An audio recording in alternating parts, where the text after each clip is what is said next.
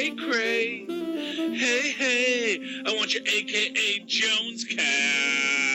Hey, I want you to hear me now. Believe me later. It is I, Charlie, the Professor Esser, and with me, as always, is my skinny rich friend. It's Mozz. Hey, Mozz. So glad you're here. Tonight's episode, Season 2, Episode 10, a.k.a. Pork Chop. Jerry finagles a deal for her new client in exchange for Carl's location. Trish forges ahead with her own investigation. A prison guard crosses the line.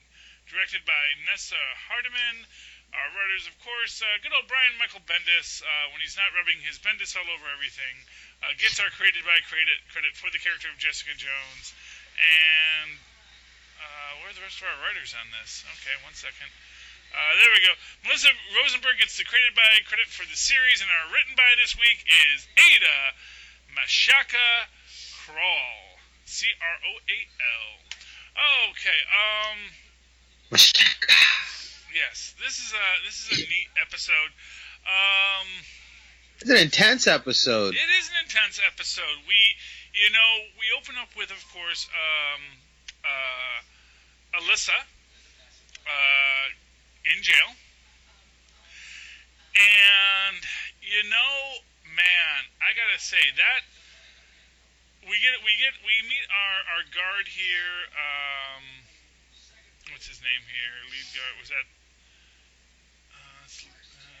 that Shane? No, that wasn't Shane. That was Dale Halliday. Brian Hutchison. Dale Halliday as our guard. And when you first get introduced to him, I did not see the heel turn coming with him. I'm going to be honest. Maybe you're different, but when I saw that, I was looking at him and saying, okay, so he's just a real professional. He doesn't take any of this personal. He's just a guy doing his job. Right. I don't know. I didn't see it coming either, but I felt like there was a coiled spring aspect to him that certain crazy people have, Yeah, I could see that. But for me, I was actually kind of hoping he was going to be kind of like the guard or like the cop, that we met earlier, who, very much was like, hey, look, Jessica, not everybody sees what you do is wrong. Not everybody sees these things as bad. Right. And, we do, I kind of got that vibe from him. And then when we get our later outcome, it is really shocking to me. Because, as we say, the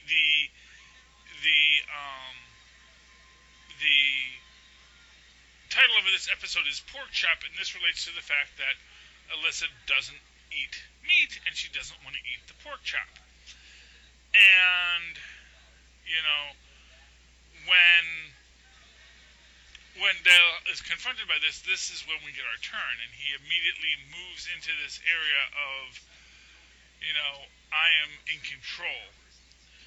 And I think it feeds into something, where we get before this, which is that he makes the comment that his father had died in prison. That his father was a prisoner and died in prison. And I think there is maybe this implication that in his controlling of prisoners, in his killing of prisoners, he is, if I'm going to get all Freudian on this, he is killing his father for abandoning his family. He is attacking these people because they are like his dad. They are scum, and he is ending them. I could totally see. Yeah, that makes total sense. Yeah, that's my take on the arc of Dale Halliday this episode. Yeah, I mean that's getting really deep with it. I thought it was very, very sort of like formulaic, that character. It was what I expected to be there, and the only curveball to me was that he seemed like a nice guy at the onset.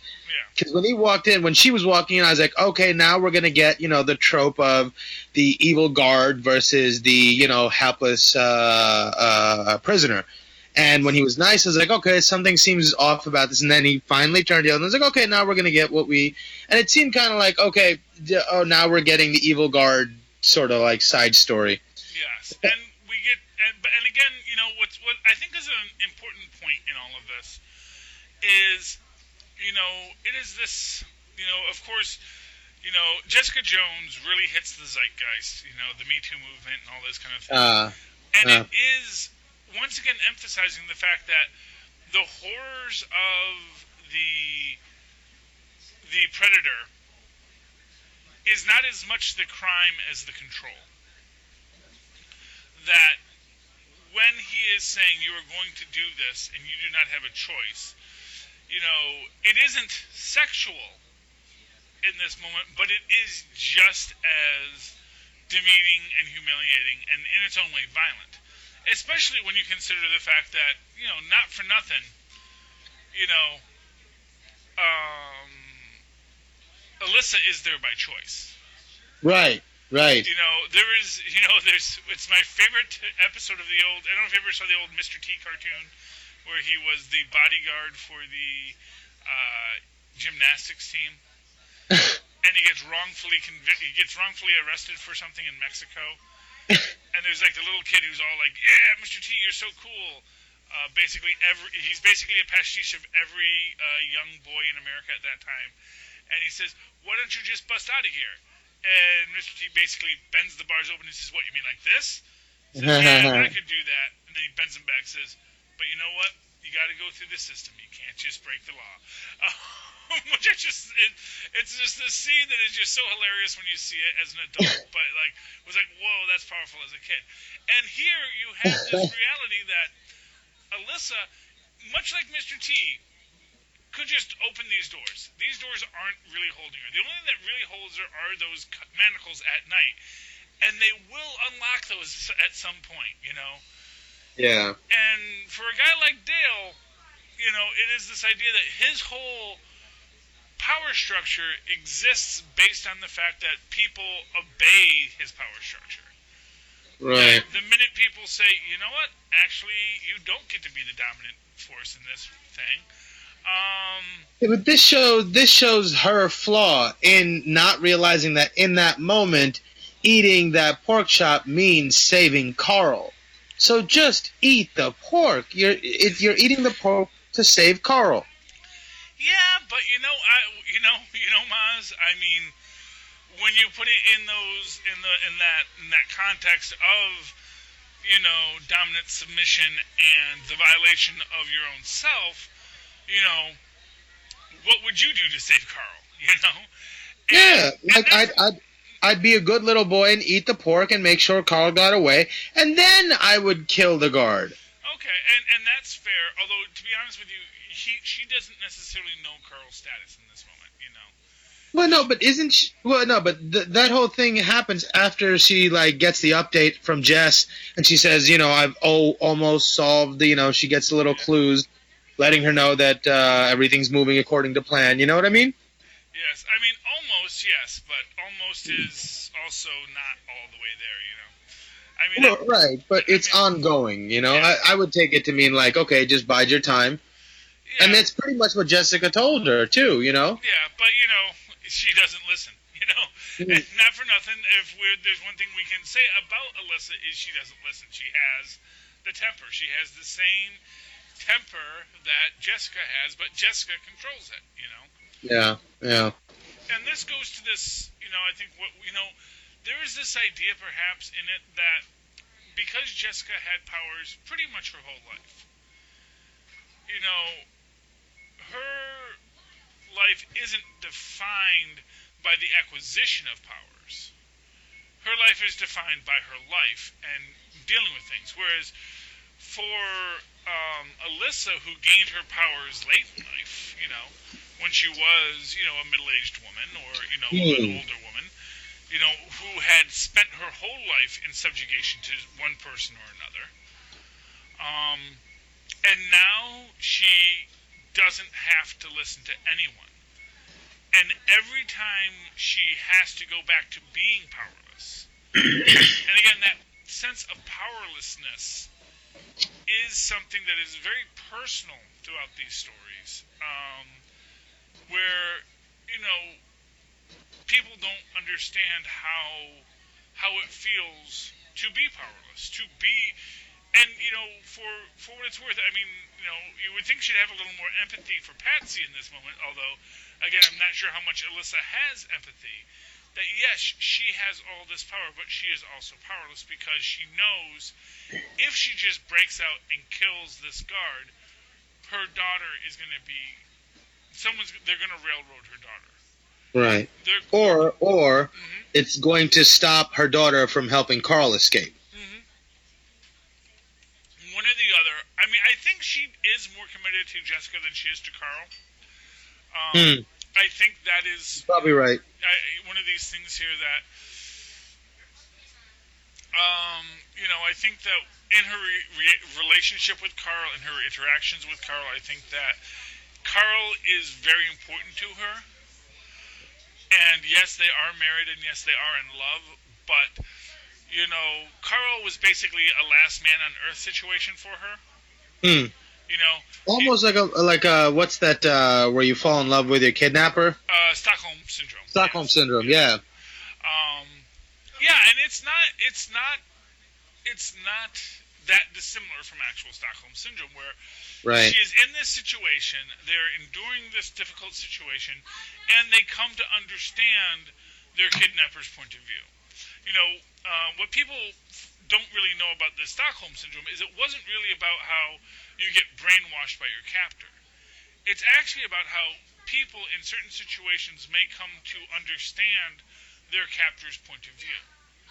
I think it also is like your choices are ultimately limited, and once you realize the fact that your surroundings are never going to change, once you give in to that realization, then all of a sudden the heuristics of how you make choices inside your being changes, and certain things become acceptable. Like, dudes in jail who don't have women around them, all of a sudden your reality changes, and how you make decisions and what is okay or not completely changes, and is a different level of thinking that's you're operating under those conditions. And I think that applies here too. Oh yeah, absolutely. Now, of course, but within that whole moment, she's still not going to eat that dang pork chop. Yeah. Because it is someone who is trying to say, essentially what it is in that moment, Dale is not respecting the fact that Alyssa doesn't have to be there. Yeah, and here's the part, I think I just stumbled upon what bothered me about this whole business with the evil guard. It just seemed like so over the top that it wasn't necessary for him to all of a sudden end up being a serial killer. Like the odds of like that guard ending up being like the one guard that was, had like a terrible childhood and all of a sudden now is like killing people as revenge. It just seemed like too convenient for that to be thrown in there just for shock value. I think that's what bothered me about that whole little side, story. And that, I mean, I guess if I was going to make any argument, I would say this is a comic book TV show. Yeah. And that idea of that grandiose aspect of it is an important thing. This is a murder mystery. And of course, what I think is important in this is that he's not a serial killer. He is a serial manipulator. He drives people to suicide. Oh, okay. Fair enough. He's a very sophisticated serial killer. Yes, yeah. He kills them with mind bullets. Yeah, well, you know what? And that is in keeping with the theme of Jessica Jones. Right. And Mr. Purple wasn't a serial killer either. No, exactly. But, he didn't stop anyone. It is a fascinating take on Dale here. But you are right. He is too easy by half. Yeah. And that I think when we get and we'll get to that next episode, but his replacement is a little more nuanced in her approach to things. Okay. He is sort of the guard that we kind of thought Dale might have been at the start of this when we get to this. But we'll get to that, and I think we all know, yes, Dale does get it. This is a spoiler podcast. Dale does not make it out of this episode.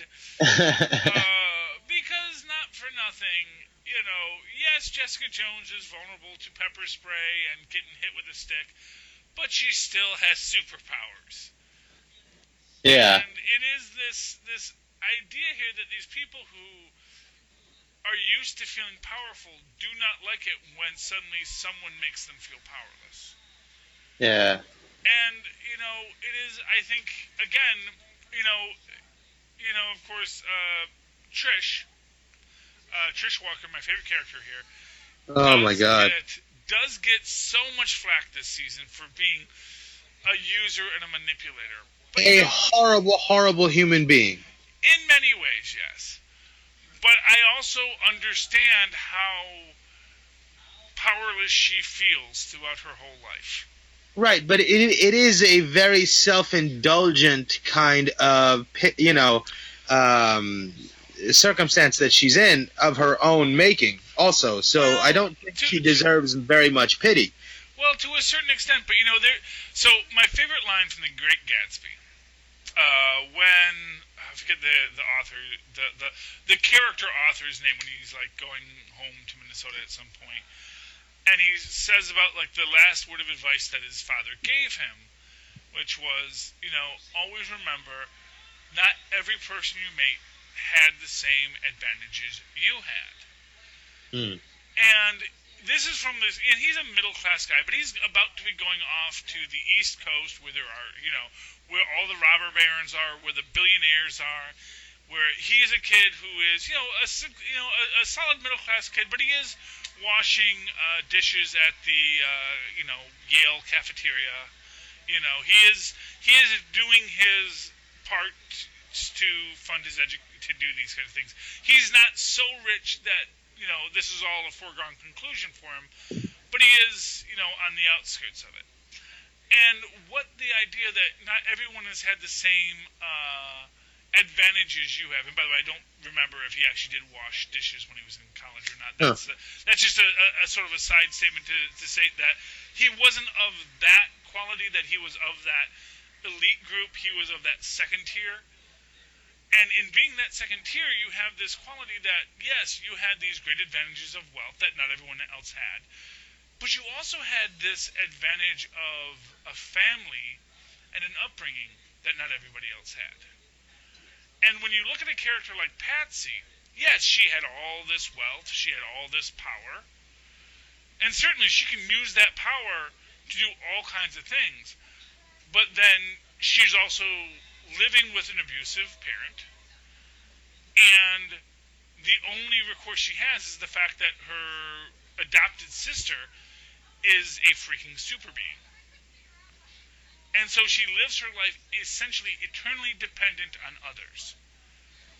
And, when you are in that spot, one of the reasons people sometimes turn to drugs in these kinds of situations is expressly because that's something that you do to yourself. And it's like the one time you feel in control because you're making the decision to spiral. You're making the decision to make a bad decision. And I think Malcolm goes through this too. When he tells her, I don't know if it was last episode or this episode, you didn't make me take the inhaler. It was all me. Yeah, no, it was this episode. Yeah, it was all me. Because if he spirals down on his own, it's his choice. Someone can present it. Right.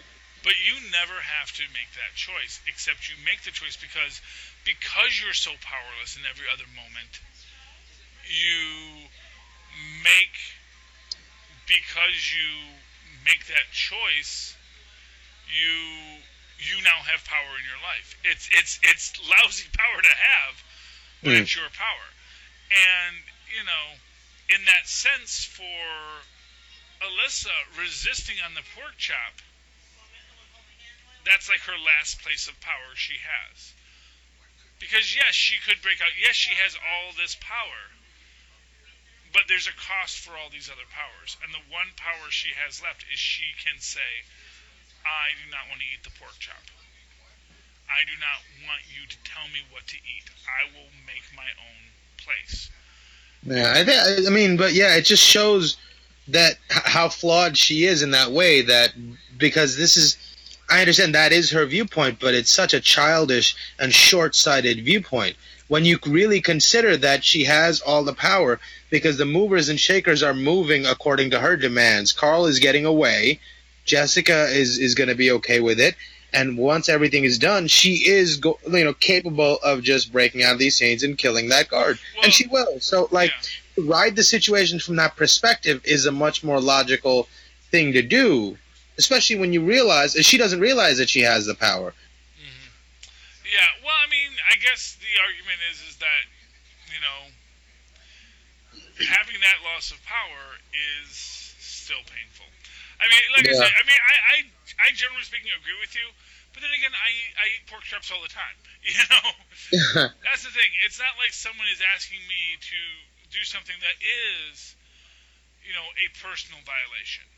You Yeah, know? but I mean, like, think about it. I've seen vegetarians on Fear Factor forsake their principles for $50,000. Yeah. You know what I mean? Of which the state is going to take how much? I don't know. But the point is, people can be compelled to do things, and I would imagine that her daughter and Carl are important enough for her to say, okay, let me shut up and eat the pork right quick. Yeah. I mean, I can't necessarily argue with it. I can only say what the character did and try to Yeah, understand why they made the choice. And like, I do think that it does have a meaning in it.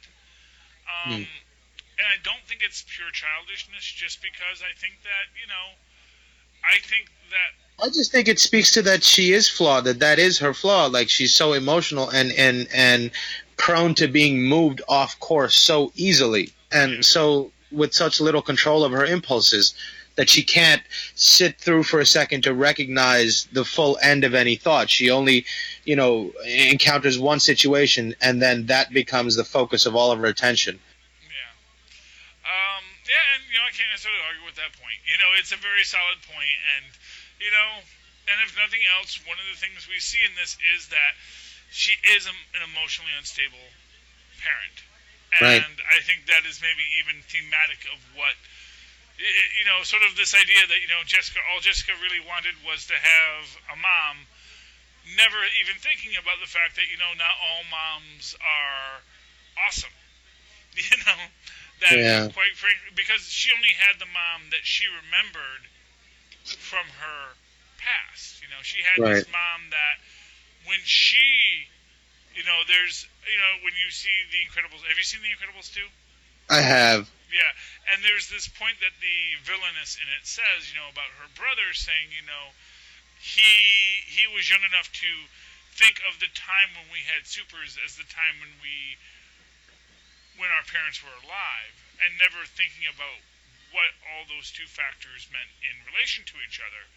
Right. And for Jessica, she thinks of her time with her parents as, as many children do, especially if you went on to have a really lousy time without your parents. Is that you know, it was so much better when I had parents before all these, before I had to pay rent and Right. and stuff like that.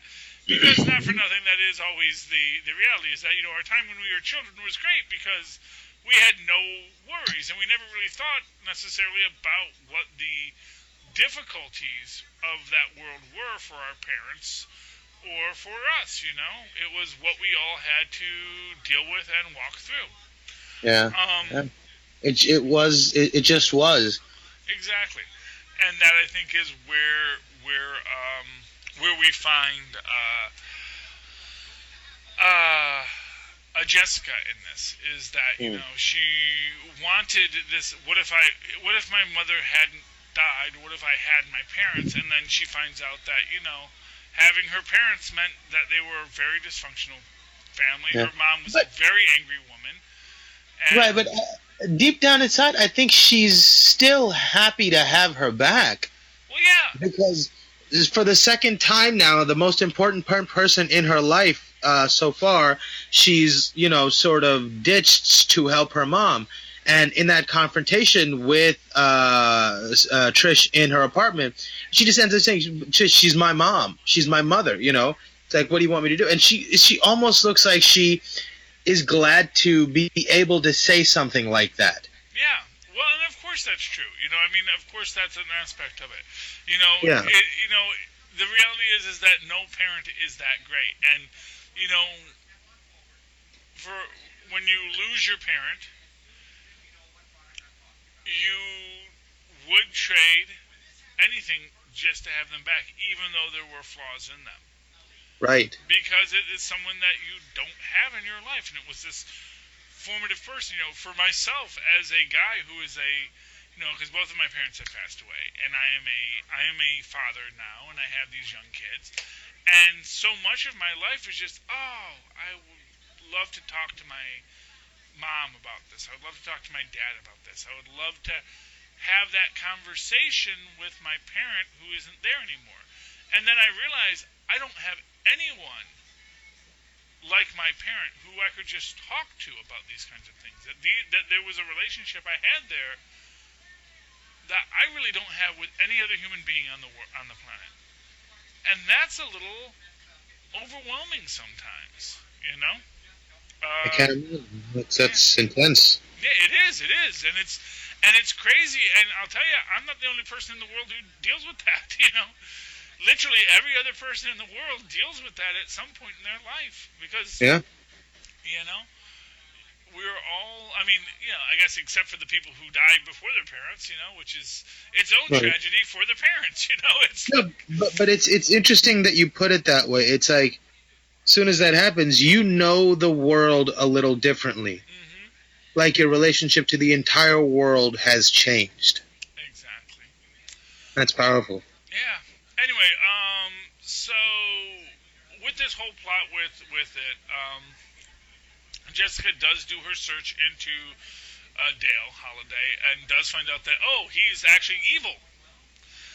Much like Cookie Cat, he was evil the whole time. Right. Almost like cartoon evil. Yeah, well, which is why I reference Cookie Cat. If those who don't watch Steven Universe, Cookie Cat, it's from the very first season. And there's all this kind of thing. It's like, oh, wow, Cookie Cat was evil the whole time. Oh, my goodness, Pink Diamond really was Rose Quartz. They were evil the whole time. Yeah, which means Steven is evil the whole time. Anyway. It's crazy. But, she goes to research this. She finds the trophies. Because we see that Dale is a trophy hunter. Right. And he has these little inmate tags, the parts that have each inmate's individual number on their. No, see, here was the other thing. I found this interesting to think that all those people were labeled suicide. See, now the way I read it when I was watching the episode was that he actually physically killed all these people, and they were chalked up to being suicides. I mean, that's a possibility too. I think that is probably more likely. That's what I thought. So like when you say he wasn't like directly killing, I was like, oh, interesting. I didn't even think about that. Maybe he wasn't. But I think there is this, it's not for nothing. That is not for nothing a very, at least cliched movie technique. Where you put the stool and the rope in the room with the guy, right, and say, what's your choice? Yeah, it's like a known way to do these, Yeah, and so I kind of feel that it's one of these things where where I can imagine this person these people get beat down, and then he provides the option, and it's like, what are you gonna do? And that's where I see that playing out. I mean, that's my take on it. And when Jessica does do that, of course, he gets the jump on her. He beats her. He sprays her with the pepper spray. But again, she's also a superhuman being, Right. Not for nothing, she has had a moment with Luke Cage, the indestructible man. I don't think you and your little Billy Club are that, impressive. Right. Which again is another thing about this character that just doesn't make sense. You know what I mean? Like, he knows she's a super. Why is he going to come in and but maybe to him it was the ultimate thrill to try to maybe have the upper hand and kill a super, especially if it's a girl. Maybe he thought he could get away with it. I don't know. Oh, well, like he says, you broke into my house. I'm within my rights. I can kill you and no one can stop me. And he is right to that extent, but at the same time, as we say, she is a super. As we say, she is not going to go down as easy, and, This guy's no Craven the Hunter. You know? Right. I guess he's just another victim of his own short-sighted emotions. Yeah, well, exactly, and I think you're right in that he does see this. This is my ultimate kill. This is what I've been wanting my whole life. Yeah, especially if he's a hunter. You always want that. Isn't the trope that they use in so many movies the ultimate thing to hunt? The deadliest game. Yes. Yes, indeed. Yes, I think that was H.G. Wells who wrote the original Deadliest Game.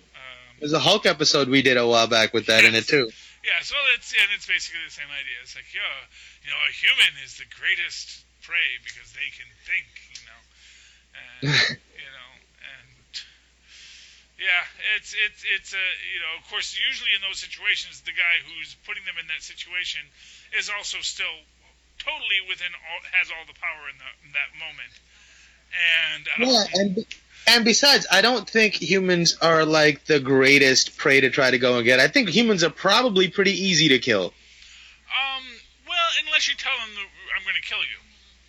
But even then, if I have a gun and you come running in the jungle, 99% of the time I'm going to kill you. You know what I mean? Yeah. Well, it all depends on who that person that you've captured is. Right. Well, no, I understand, but barring the extreme edges of society where people have these sorts of skills, 90% of society, if you took a regular person, dropped him in the jungle, and didn't give him a weapon to fight back, he's gonna die.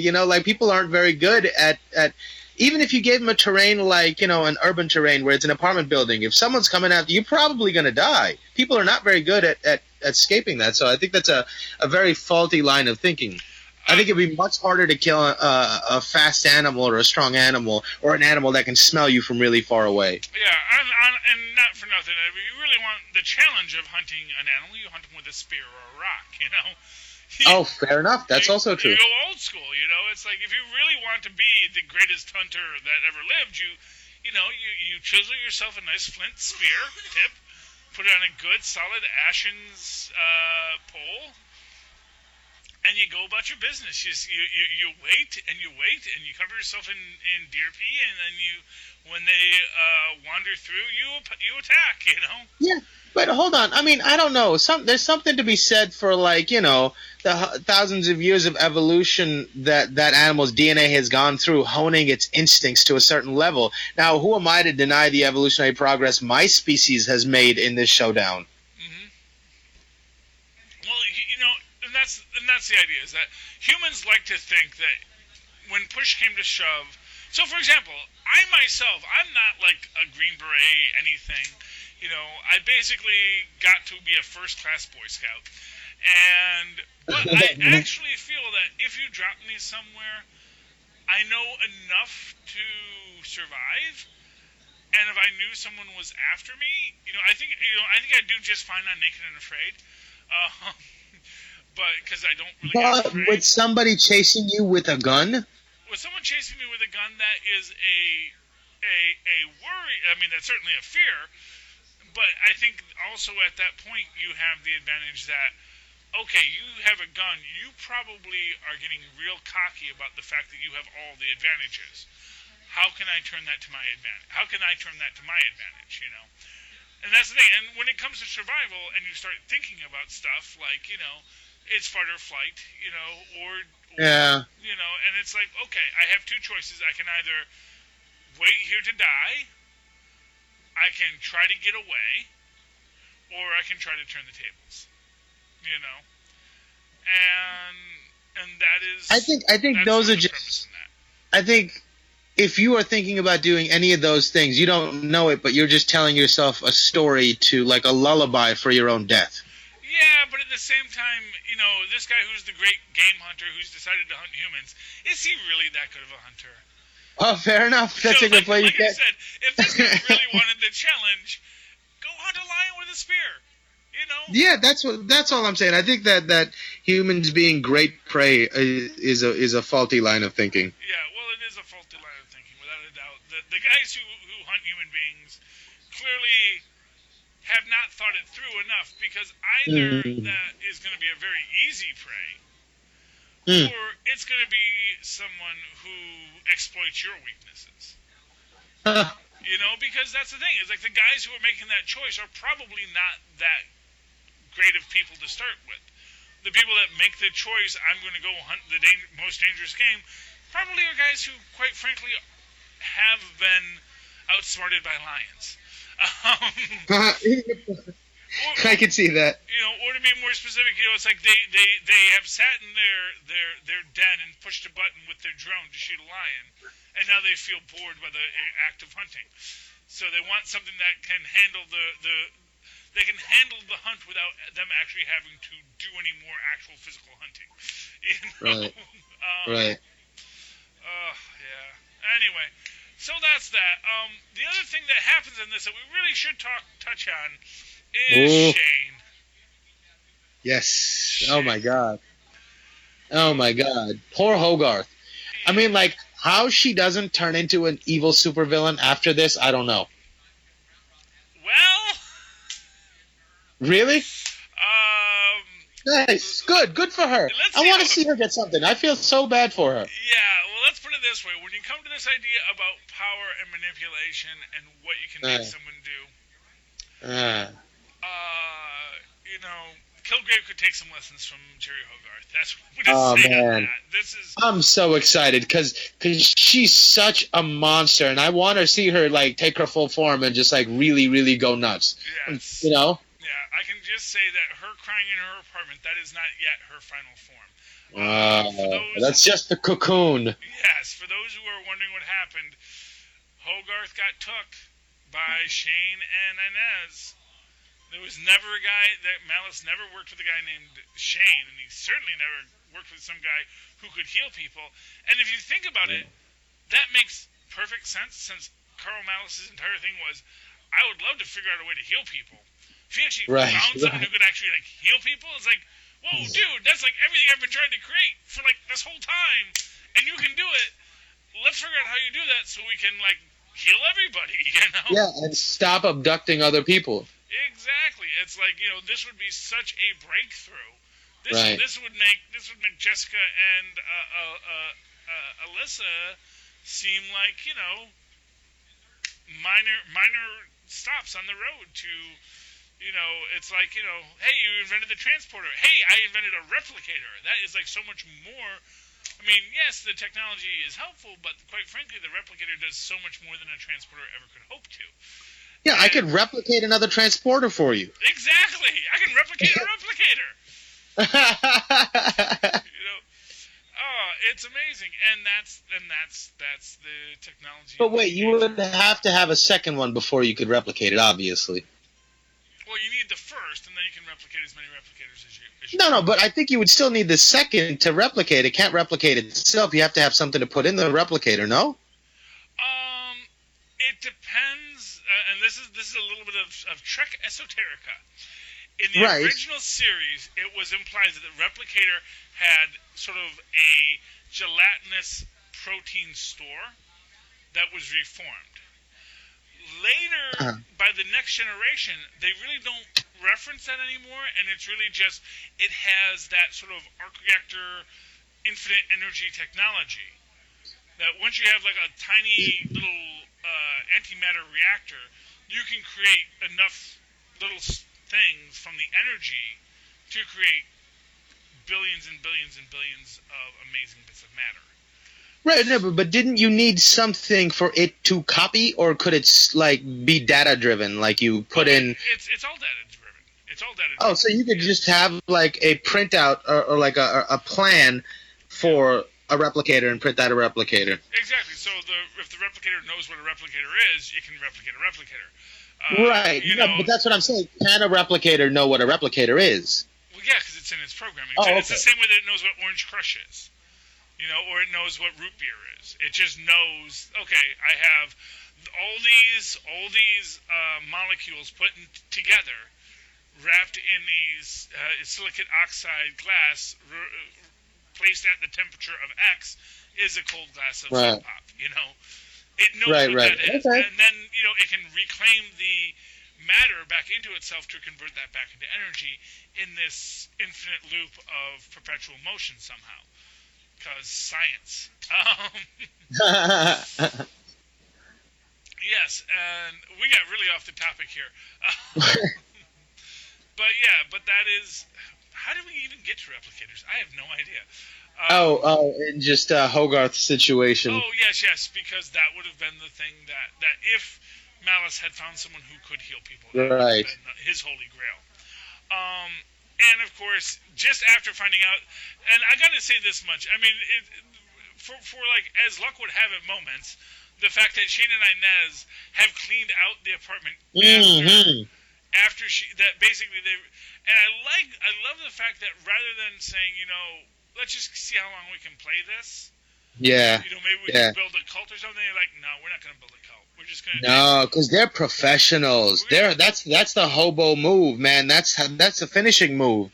You gotta time that properly. And they knew the jig was up, and they knew how much distance they needed and how much distance they had, and they wiped her clean in true hobo fashion. That was beautiful. Yeah, well, and to that extent, yeah, they weren't greedy. They were criminals, but they weren't greedy. They weren't saying, how can we move into the realm of supervillainy? No, they were like, no, we're small time crooks, and we just got a great scam. They do the short con. It's a longer short con, to be sure, but it is still a short con, and they knew that, and they cleaned her out. Right. And the next 3 episodes, Jerry is going to deal with this change in her status. And we'll talk about that next week. And in 4 weeks' time, ladies and gentlemen, it will be time for Sweet Christmas. Christmas in August. It'll be great. That's going to be fun. And also, I just for this episode, I cannot wait to see how Malcolm convinces himself that Trish isn't a terrible human being next episode. I don't know that he does. I mean, like, it seems like no matter what, she has his pull over him, and he is an addict, so that's how he behaves, I mean, I will say this for Trish and Malcolm is, I don't think that story is over, but I also,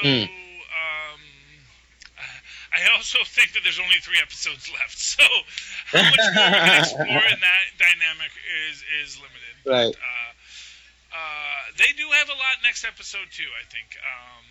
They or at least have some stuff next episode because, they do understand each other. They're both addicts, and they're both people that like to fill the holes in their lives with things they can control. Because when you make that choice, when you make the choice to do this thing, you are very much making your own choice, and that is a powerful thing to do. Okay, any final thoughts on tonight's episode, Mozz? I think we got to everything today. I loved it. Yeah, so do I. I always love these conversations. I cannot wait to finish Jessica Jones and move on to Luke Cage Season 2, and then whatever we get after that. Mozz, how can people find you?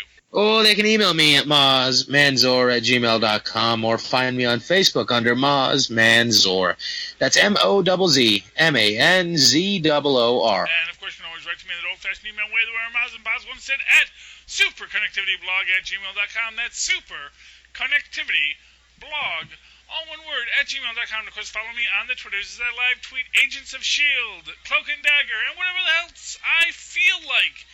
At Charlie Esser, that's CharlieEsser. Look for the 2 E's in the middle for quality. Thank you, ladies and gentlemen, for joining us.